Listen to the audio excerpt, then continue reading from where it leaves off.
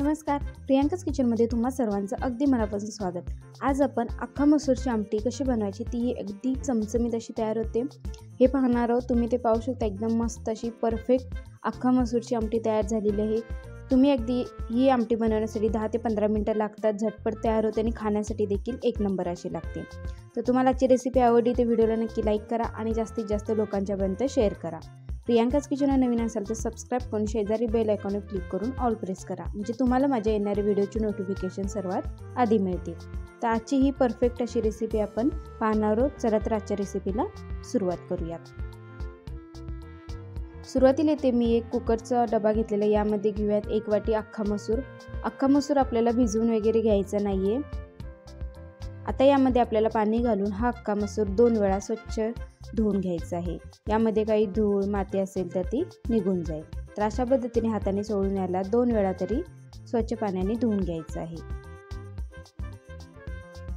आता यामध्ये एक ग्लास पाणी घालून घ्यायचं आहे। त्यानंतर यामध्ये घालूयात अर्धा चमचा मीठ आणि पाव चमचा हळद। तुम्ही यामध्ये टोमॅटो देखील घालू शकता। मीठ आणि हळद घालून झाली की हा डबा कुकरमध्ये ठेवून याला 2 शिट्या करून घ्यायच्या आहेत, त्यापेक्षा जास्त करून घ्यायच्या नाहीत। 2 शिटीमध्ये मसूर परफेक्ट शिजले जाते। आता एका पॅनमध्ये घेऊयात 2 चमचे तेल। तेल चांगलं गरम झाले की यामध्ये आपल्याला 1 चमचा मोहरी आणि अर्धा चमचा जिरं घालून घ्यायचं आहे। मोहरी चांगली तडतडली पाहिजे आणि जिरं घातल्यानंतर जिरं देखील चांगलं फुललं पाहिजे। आता यामध्ये घालून घेऊयात एक बारीक चिरलेला कांदा। इथे मी मीडियम आकाराचा कांदा बारीक चिरून घेतलेला आहे। कांदा आपल्याला साधारण 1 ते 2 मिनिटे मीडियम गॅसवर परतून घ्यायचा आहे। कांदा हलकासा मऊ झाला पाहिजे। गॅसची फ्लेम आपल्याला मीडियमच ठेवायची आहे। कांदा हलकासा 1 ते 2 मिनिटे परतून झाला की आपण यामध्ये 2 हिरव्या मिरचीचे तुकडे घालून घेणार आहोत आणि त्यानंतर 7 ते 8 कढीपत्त्याची पाने घालून घ्यायची आहेत आणि याला पुन्हा एकदा 1 मिनिटभर चांगले परतून घ्यायचे आहे। मिरची, कढीपत्ता आणि कांदा चांगला परतून झाला की आपण यामध्ये आलं लसणाची पेस्ट घालून घेणार आहोत। तुम्ही इथे पेस्ट वापरू शकता। मी इथे साधारण 7 ते 8 लसणाची पाकळ्या आणि अर्धा इंच आलं अशा पद्धतीने बारीक ठेचून घेतलेलं आहे, त्यामुळे याची चव आणखीनच वाढणार आहे। तर लसूण आणि आलं घालून झालं की याला पुन्हा एकदा 1 मिनिटभर चांगले परतून घ्यायचं आहे, याचा कच्चापणा गेला पाहिजे। आता यामध्ये आपण टोमॅटो घालून घेणार आहोत। इथे मी मीडियम आकाराचा टोमॅटो बारीक चिरून घेतलेला आहे। तुम्ही मसूर ज्याला आपण कुकरला लावणार आहोत त्याच वेळी यामध्ये टोमॅटो घालू शकता। तर टोमॅटो घालून झालं की यामध्ये आणखीन पाव चमचा मीठ घालून घ्यायचं आहे, म्हणजे टोमॅटो पटकन शिजला जातो। आपण मसूर शिजवताना देखील त्यामध्ये मिठाचा वापर केलेला आहे, तर अंदाजाने मिठाचा वापर करा। तर याला आणखीन 2 मिनिटे असेच परतून घेऊयात। कांदा टोमॅटो चांगले मऊसर झाले पाहिजेत। याला 2 ते 3 मिनिटे शिजवून घेतल्यानंतर यामध्ये घालूयात 1 चमचा गोडा मसाला, चवीपुरतं लाल तिखट। इथे मी 1.5 चमचा लाल तिखटाचा वापर केलेला आहे। तुम्ही तुमच्या आवडीनुसार लाल तिखटाचा वापर करू शकता।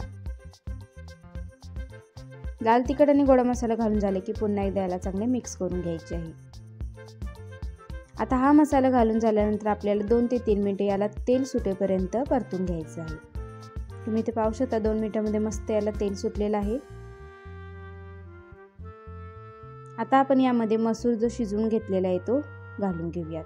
तुम्ही इथे पाहू शकता अगदी 2 शिटीमध्येच हा मसूर छान असा मऊसर शिजलेला आहे। यापेक्षा जास्त शिटी करून घ्यायची नाही, नाहीतर खूप जास्त गाळ शिजली जाते।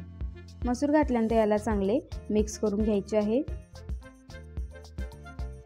तुम्ही यामधील थोडीशी मसूर याच्यामध्ये स्मॅश देखील करून घालू शकता। आता यामध्ये तुम्हाला हव्या त्या कन्सिस्टन्सीमध्ये ही आमटी हवी असेल तेवढी यामध्ये पाणी घालून घ्यायचं आहे। पाणी शक्यतो गरमच वापरायचे, म्हणजे याची चव तशीच टिकून राहते। आणि पुन्हा एकदा याला चांगले मिक्स करून घेऊयात। आता या आमटीला एक उकळी येऊ द्यायची आहे। उकळी यायला सुरुवात झाली की याची फ्लेम मीडियम करायची आणि यावर झाकण ठेवून आपल्याला 5 मिनिटे ही जी आमटी आहे ती शिजवून घ्यायची आहे। इथे 5 मिनिटे झालेले आहेत, आपण चेक करूया। तुम्ही ते पाहू शकता ही मसूरची आमटी एकदम मस्त अशी परफेक्ट तयार झालेली आहे। खूप जास्त पातळ देखील नाही आणि खूप जास्त दाटसर देखील नाही, अशा पद्धतीची कन्सिस्टन्सी असली पाहिजे। आता आपण यामध्ये अर्धा चमचा गरम मसाला घालून घ्यायचा आहे।